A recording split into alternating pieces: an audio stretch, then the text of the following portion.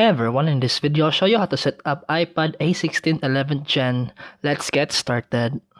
First, take the iPad out of the box. Press and hold the power button until you see the Apple logo. When the hello screen appears, swipe up to begin. Now select your language, choose your country or region. Now, pick your Wi-Fi network, enter the password to connect. The iPad will activate. This may take a minute. Then create a passcode. Then set up Touch ID if supported for faster unlocking.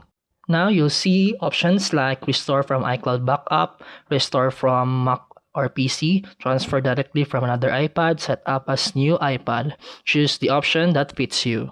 After that, enter the Apple ID and password, and don't have one, tap Create Apple ID. Then choose Settings for updates, Siri privacy, and iCloud. Wait for setup to complete and you'll arrive to the home screen. And that's it for today's video. If you found this helpful, please like and subscribe for more videos. See you in the next one.